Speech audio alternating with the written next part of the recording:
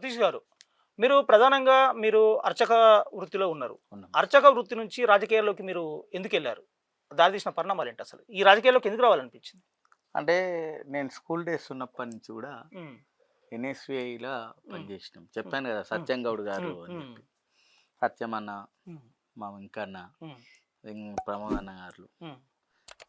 మేము ఉన్నప్పుడు నన్ను గుర్తించారు. స్కూల్ డేస్లలోనే హ్మ్. మేము జిల్లా పరిషత్ హై స్కూల్ ఆ విధంగా చదువుకునేటప్పుడు ఎస్విఎన్ స్కూల్లో చదివేటప్పుడు హ్మ్. ఎన్ఎస్విఐ కమిటీ మెంబర్గా హ్మ్. అట్లా ఆర్గనైజ్ స్కూల్ దశ నుంచే ఉన్నాం. హ్మ్.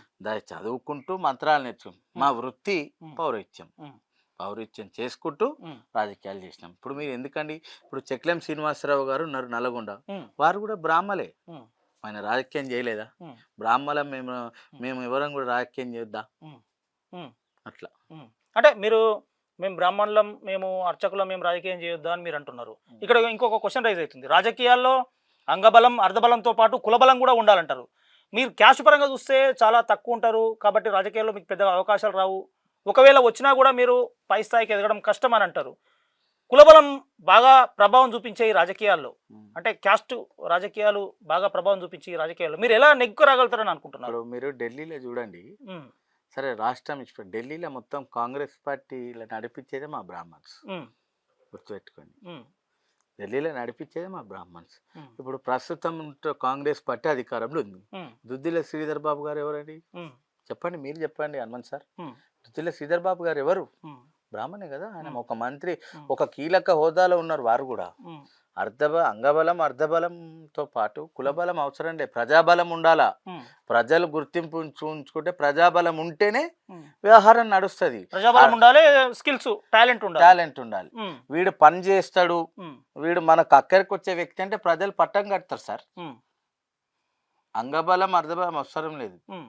ప్రజలు మనం ఏదైతే ప్రజాక్షేత్రంలో కొట్లాడుతున్నామో, హ్మ్. ఈ కొట్లాడేటప్పుడు హ్మ్. హ్మ్. ఈ కొట్లాడేటటువంటి సందర్భంలో ఉన్నప్పుడు, హ్మ్. ప్రజాక్షేత్రంలో కొట్లాడి వచ్చేటువంటి సందర్భంలో ప్రజలే గుర్తిస్తారు. కాబట్టి ప్రజలే చేస్తారు. హ్మ్. రేపటి నాడు హ్మ్. వీడు మనకు పనికొస్తాడురా, వీడిని గెలిపిస్తే మనకు సహాయ సహకారాలతో పబ్లిక్ నమ్మకం ఉంటే చాలు. హ్మ్. మీరు గెలిపిస్తారు అనే విషయం అని అంటున్నారు. ఇక్కడ ఇంకొకటి వస్తున్నది. మీరు రానున్న మున్సిపల్ ఎన్నికల్లో ఉం. మున్సిపల్ కౌన్సిలర్‌గా పోటీ చేయాలనే ఆలోచనతో ఉన్నట్టు తెలుస్తున్నది. వాస్తవమేనా ఇది? అంటే వాస్తవమే, ఆలోచనతోటి ఉన్నాం, పోటీ చేయాలని ఉన్నాం. హ్మ్. అధిష్టానం ఆదేశిస్తే హ్మ్. చేస్తాం, సిద్ధంగా ఉన్నాం. హ్మ్.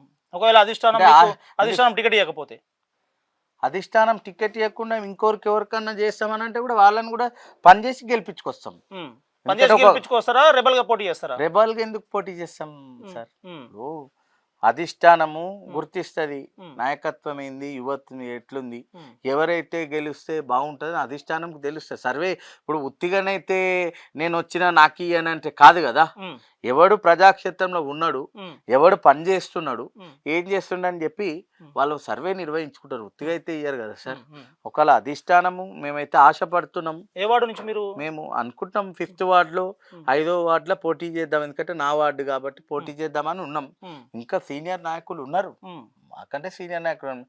అధిష్టానం ఆలోచించి హ్మ్. రేపు సతీష్ భట్కి ఇస్తే వాళ్ళు పని చేయాలా, హ్మ్. వాళ్ళకి ఇస్తే నేను పని చేయాలి. హ్మ్. అధిష్టానం ఎవరికి చెప్తే వాళ్ళకు హ్మ్. చేసి గెలిపించుకొస్తాం మేము. హ్మ్. ప్రస్తుత క్రియా రాజకీయాల హ్మ్. ఇవాళ టీఆర్ఎస్ వైపు మొగ్గు చూపుతుంది పబ్లిక్. హ్మ్. ఈ 16 నెలల పాలనలో అర్థమైపోయింది, హ్మ్. ఎప్పుడు ఎన్నికలు వస్తాయా, ఎప్పుడు ఎలక్షన్స్ వస్తాయా, ఎప్పుడు బీఆర్ఎస్కు ఓటేద్దామా అన్న కాన్సెప్ట్లో పబ్లిక్ ఉన్నది. హ్మ్. మనం తక్కువ తీసుకోవద్దుగా. హ్మ్. రేపు మీరు అన్నట్టే ఇప్పుడు ఆశపడద్దా సార్? హ్మ్. ఆశ పడుతున్నాం. ప్రస్తుత రాజకీయాల్లో ఉన్నప్పుడు హ్మ్. ఒక పదవి ఉంటే దాన్ని వన్నెరేస్తాం. హ్మ్. ఇంకా నా వల్ల ఒక పదవి ఉండడం వల్ల ఇంకా ప్రయోజనాలు కలుగుతాయి అని చెప్పి ఆశపడతాం. హ్మ్. ఒకవేళ అధిష్టానం ఆలోచించి ఇస్తే గెలిచే వస్తాం మేము. హ్మ్. మీరు 5వ వార్డు అంటున్నారు. 5వ వార్డులో చాలా కాంపిటీషన్ ఉండే అవకాశం ఉంది. చాలా మంది సీనియర్లు ఉన్నారు. అటు కాంగ్రెస్ నుంచి గానీ, ఇటు మీ బీఆర్ఎస్ నుంచి గానీ, అదేవిధంగా బీజేపీ నుంచి కూడా పోటీ ఉండే అవకాశం ఉంది. ఉండని ఇంత హెవీ కాంపిటీషన్ ఉన్న 5వ వార్డులో మీరు ఎట్లా నెగ్గు రాగలుగుతారు? ఒకవేళ మీకే కనుక టికెట్ ఇస్తే? నాకే కనుక టికెట్ ఇస్తే మీకున్న వ్యూహం ఇప్పుడు ఏంటి? మాకున్న వ్యూహం ఏంది సార్? పబ్లిక్ ప్రస్తుతం ఎలాంటి సంక్షేమ పథకాలు అందక హ్మ్. ఇలా ప్రభుత్వం ఏం చెప్పింది, హ్మ్. కళ్యాణ లక్ష్మి పథకంతో పాటు తులం బంగారం ఇస్తాను హ్మ్. ఇచ్చిందా? హ్మ్. చెప్పండి సార్. ఇస్తుండొచ్చు.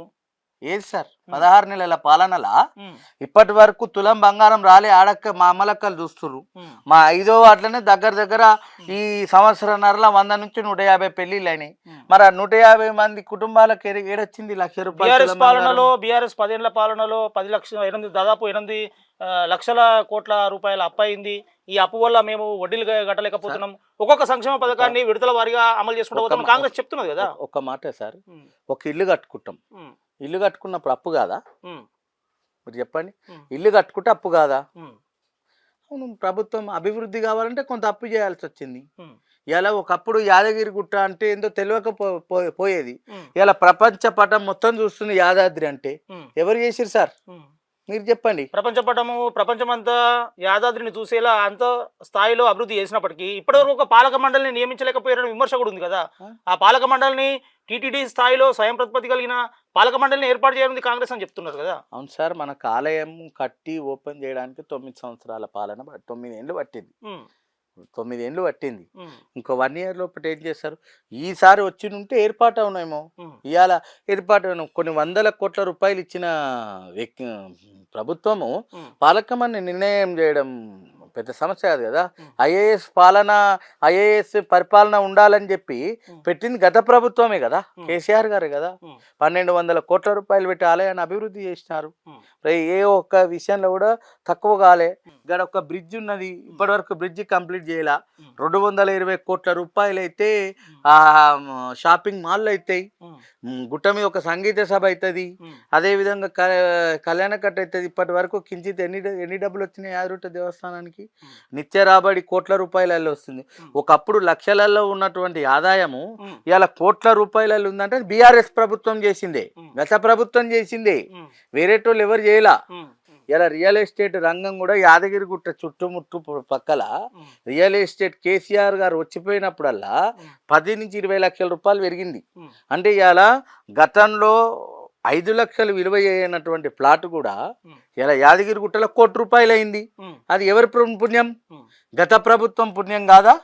సతీష్ గారు, ప్రధానంగా మళ్ళీ ఒకసారి మనం యాదగిరిగుట్ట పట్టణానికి యాదగిరిగుట్ట మున్సిపల్కి వచ్చినట్టయితే రానున్న మున్సిపల్ ఎన్నికల్లో బీఆర్ఎస్ పార్టీ తరఫున అన్ని వార్డుల నుంచి చేయడానికి క్యాండిడేట్స్ కూడా బలమైన క్యాండిడేట్స్ లేరు, సరిపోను క్యాండిడేట్స్ లేరు అనేటటువంటి ఒక ప్రచారం జరుగుతుంది. ఎవరన్నారు సార్? ఎవరన్నా బలంగా చేయగలుగుతారు? బలంగా చేయడానికి సంసిద్ధంగా ఉన్నారు. ఎందుకంటే రానున్న ఎన్నికల్లో యాదగిరిగుట్ట మున్సిపాలిటీ మీద మళ్ళీ కాంగ్రెస్ జెండాను ఎగరడం ఖాయమని వారు చెప్తున్నారు, కాంగ్రెస్ నాయకులు చెప్తున్నారు. వారి యొక్క పోటీని మీరు తట్టుకోగలుగుతారా బీఆర్ఎస్ నుండి? ఎందుకు తట్టుకోరు సార్? ఊహాగానాలకు పోతే అట్లనే అవుతుంది. ఎందుకు తట్టుకోలేము సార్? మీరు ఎట్లా అనుకుంటారు? పబ్లిక్ కు విరక్తి వచ్చింది సార్, పబ్లిక్ కు విరక్తి వచ్చింది. పబ్లిక్ ఈ 16 నెలల ఏంద్రా నాయన ఇది ఏవి కూడా అమలు కావట్లేవు. ఇవాళ మీరు ఒకటి ఆలోచన, ఇంత పెద్ద యాదగిరిగుట్ట మున్సిపాలిటీకి యాదగిరిగుట్ట పట్టణానికి ఇప్పటి వరకు కూడా బీఆర్ఎస్ కు టౌన్ అధ్యక్ష పదవిని ఫిలప్ చేయలేని పరిస్థితి వచ్చింది, అధ్యక్షుడు నియమించలేని పరిస్థితి వచ్చింది. అరే సార్, అది ఎందుకంటే ఎందుకు కమిటీ వేయలేకపోతుంది? ఎందుకే సార్ వేస్తారు సార్. ఇప్పుడు ఎందుకేరు యాదగిరిగుట్ట టౌన్ పట్టణానికి వేస్తారు, నియామకం చేయాలా? మేము కౌంటర్ ఇస్తే కూడా తట్టుకుంటలేరు అపోజిట్ వాళ్ళు. మేము ఏంది వ్యవహారం చేసేస్తాం. ఎవరన్నారు మీరు ఇంకా కమిటీ వేయలేదని?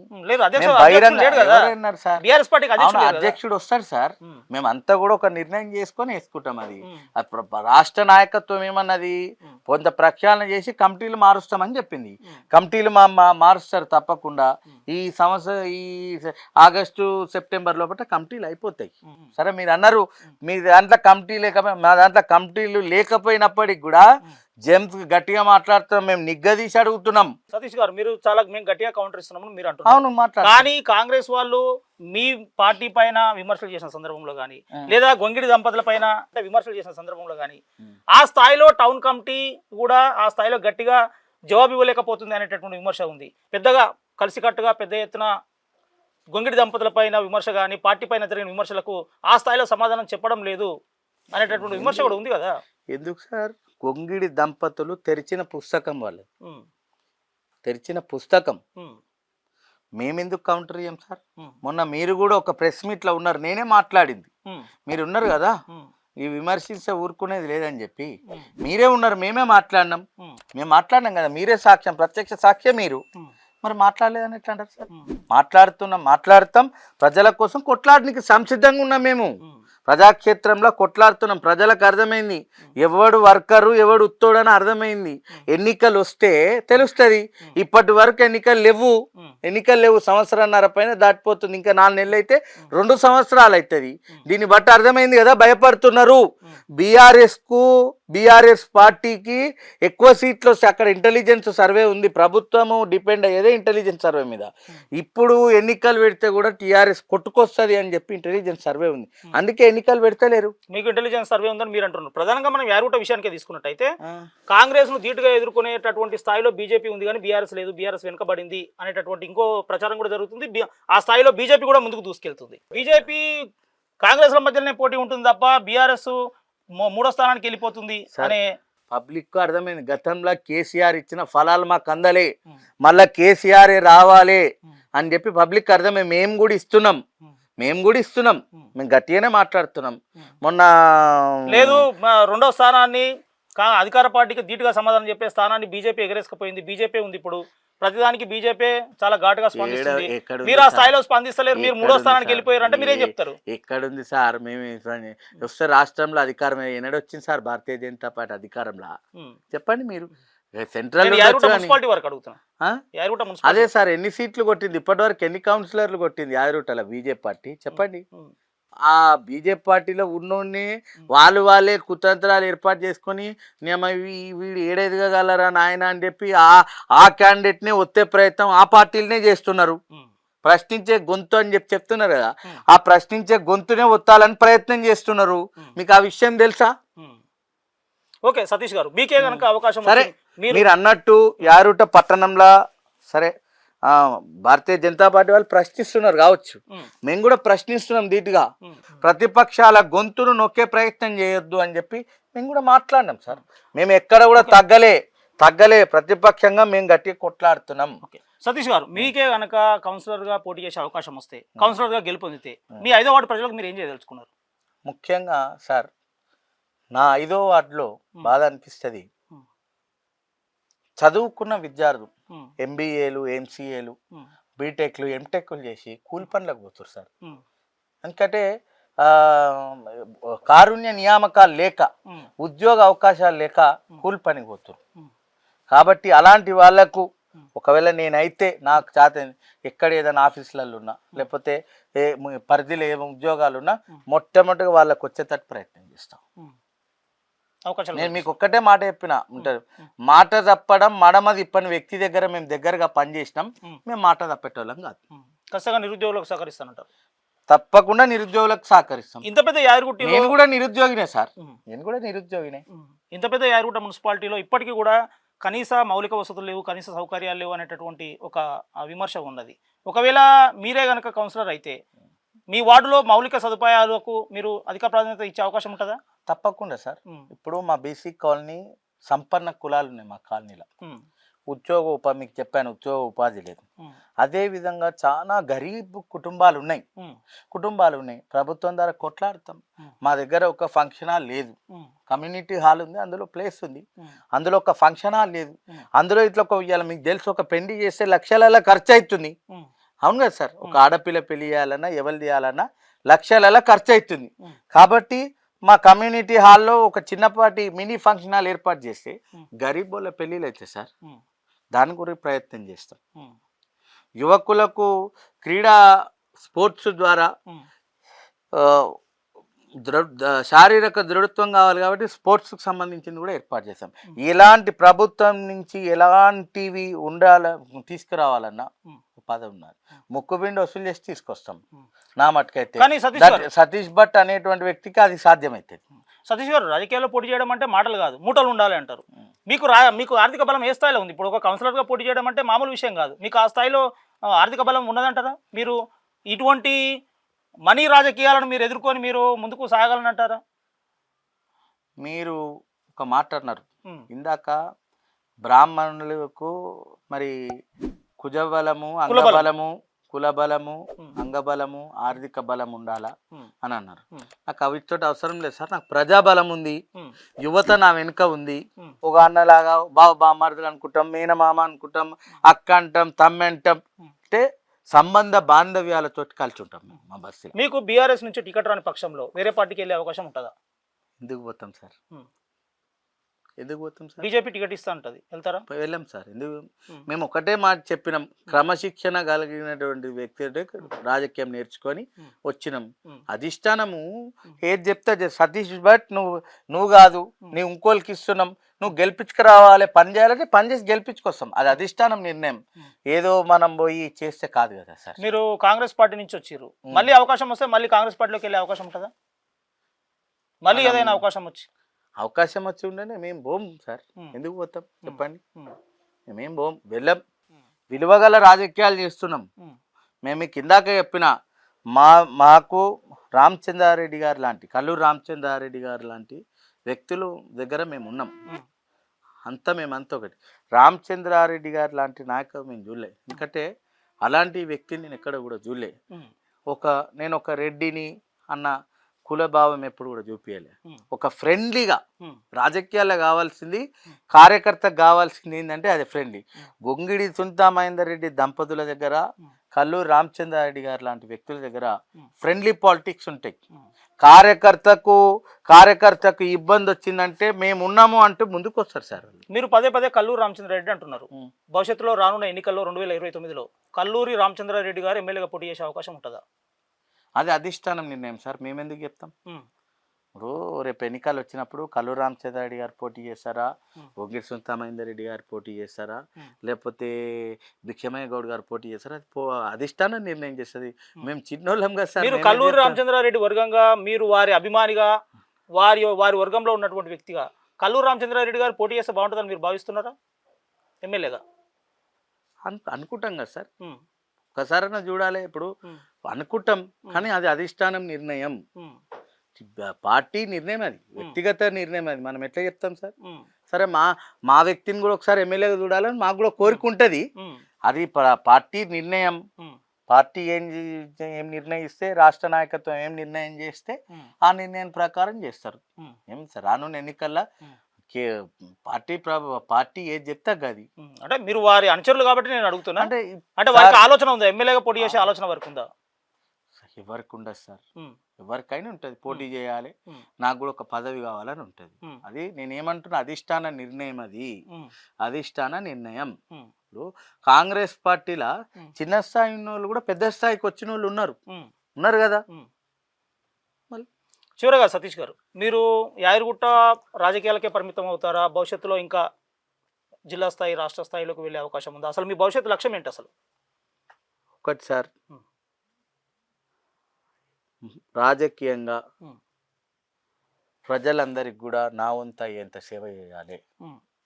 ఎందుకంటే నేను కూడా చాలా నిరుపేద కుటుంబం నుంచి వచ్చిన, నేనేం కోటీశ్వరుని కాదు, లక్షాధికారిని కాదు, మామూలు పురోహితుని నేను. కానీ దేవుని దయ వల్ల కొంత ఆర్థికంగా కొంత మటుకు నా కుటుంబాన్ని, కానీ రాజకీయంగా కూడా ఉన్నాం, ఆర్థికంగా ఉన్నాం. ప్రజలకు సేవ చేయాలి, నా అనుకున్నవాడు బాధపడద్దు, అందరికీ నా వంతు సహాయ సహకారం అందాలి అని చెప్పి మేము ఉన్నాం. కౌన్సిలర్ టికెట్ రావాలనే లేదు, వచ్చినా రాకపోయినా ఎప్పుడు ప్రజాసేవలనే సతీష్ భట్ ఉంటాడు. 10 రూపాయలు సంపాదించుకొస్తే 2 రూపాయలు ఇంట్లోకి ఇచ్చి 8 రూపాయలు ప్రజలకే ఖర్చు పెడతాం. పైకి గొంగిడి సునీతారెడ్డి గారి నాయకత్వం అంటారు, లోపల మాత్రం కల్లూరి రామచంద్రారెడ్డి నాయకత్వం అంటారు. అది ఎందుకంటాం సార్? ఏమన్నాం ఇప్పటి వరకు? మేము ఎమ్మడి కూడా అనలే. పార్టీ ఏ పని చెప్పినా పని చేసుకొచ్చినాం. మేము ఏ పని వచ్చినా కూడా పని, ఎప్పుడు కూడా మేము కల్లూరి రామచంద్రారెడ్డి వర్గం, వర్గపోరే లేదు, వర్గపోరు లేదు, బీఆర్ఎస్ కుటుంబం వర్గపోరు లేనే లేదు. Like and subscribe.